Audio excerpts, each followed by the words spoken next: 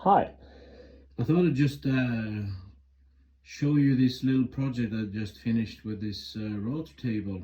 I used to have this worktop portable style Kreg table, and at some point my CMT router went to shits, and I sent it for service, but I needed my router, so I happened to buy a second one, and I thought that was my cue to build a bigger router table as I'm now moving into a larger workshop as well. So I found this plan for this table you see here on the internet. Pretty decent table. Works pretty good, I think. But since I were putting the router behind doors, etc., I could no longer easily switch it on and off and regulate the speed. The CMT router also have this manual winding lift device that you have to sort of enter onto a little knob inside there, which is also quite difficult when you have it inside a housing like in this particular table. So I came up with this idea of well, the original plan for the table had on-off switch where you see the other switches here, but I also wanted to have a speed regulator, and I wanted to replace the manual lift up and down. So I ended up modifying it slightly. So I this is kind of the clue or the key I want to show you how easily it can be done. Just get a this is a stepper motor, Nema 17 stepper motor with a 3-to-1 gear ratio. I experimented with a couple of motors. I found this one to be working the best. It's got enough torque, and also it gives good enough speed on a micro stepping mode. I have a Arduino to control this motor. I'm no programmer as such. It's actually my first attempt on making such a thing, but I found it to be quite easy, and all you need, apart from the motor and the Arduino, is really the stepper motor driver, which is yeah, I guess any type will do really. And on the side here, I figured out I wanted to have this digital readout for my lift as well. So this one can be zeroed out and give you the height indication.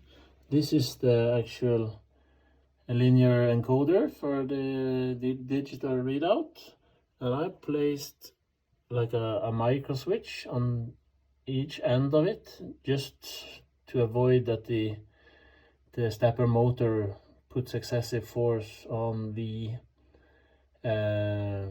mechanics inside of the lifting system. It's all pretty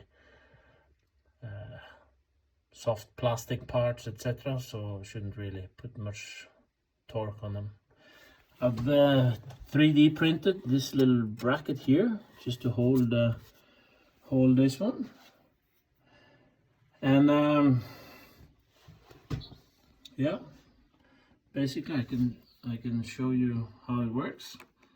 Got a main switch on and off, up and down buttons, and a small potentiometer to regulate the speed of the lift.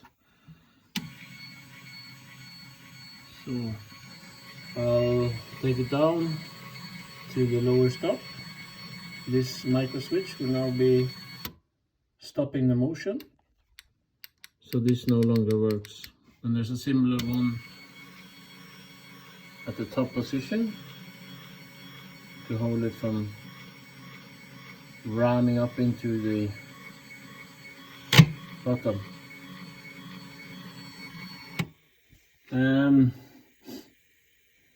I also added a small direct online starter here. I found these buttons. They were too expensive really, but at some point I made some engineering around it, and I didn't want to go back on that after checking the price, so I had to go with it. But any type buttons will do. This will start and stop the router.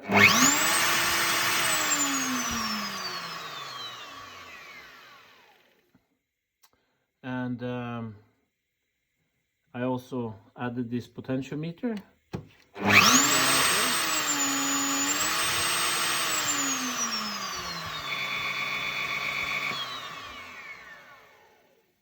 Now, since I've added these here, I did not want to make any sort of permanent damage or disassemble the router any more than so I can take it out anytime and sell it or replace it, whatever. So the cord and everything is just wound up here, but I'll actually show you. I've just bypassed everything. I put the potentiometer. I basically took the data card in the router and smashed the original potentiometer and just soldered on a cable that goes to this potentiometer. It's a 10K potentiometer, so I had to sacrifice my the speed or the speed regulated card inside the router. It can be bought a new one for maybe I don't know how much, less than $100 I think. So that will have to be replaced. But I also bypassed the on-off switch because the on-off switch has a second sort of safety feed function. So when there's a glass lid, you have to slide to the side over the on-off button, and this puts a mechanical stop when lifting the router up. Because this is when you change your bits, there's a little thing here that enters into the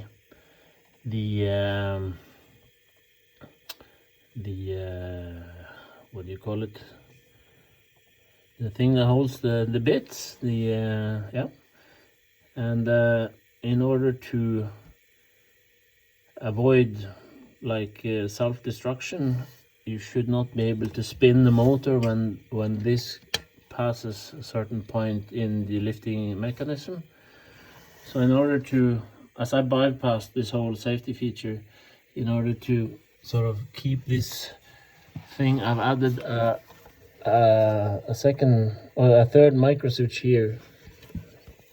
When it hits this rail, it knocks off the motor, so I can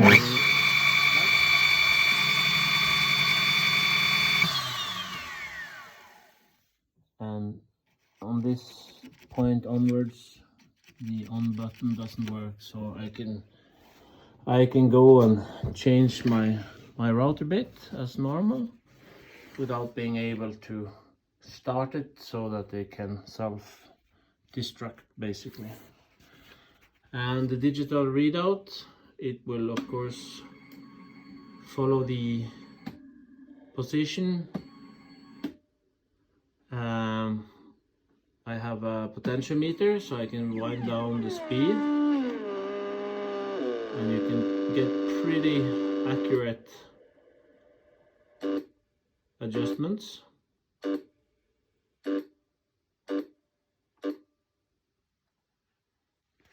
Yeah, so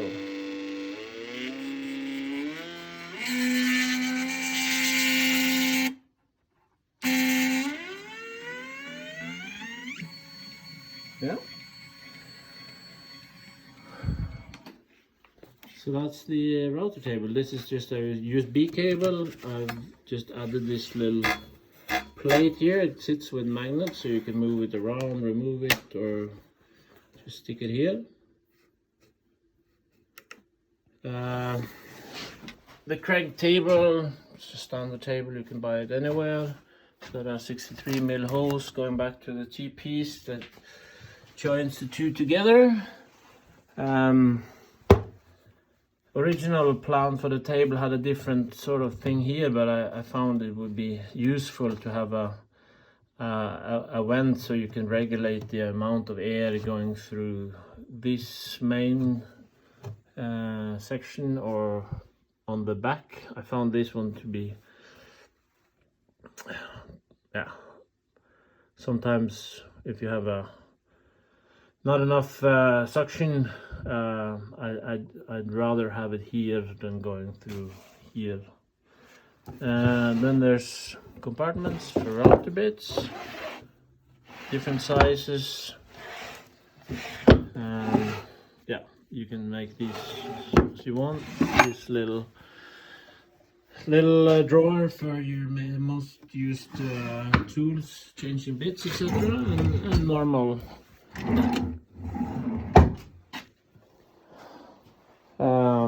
drawers for your router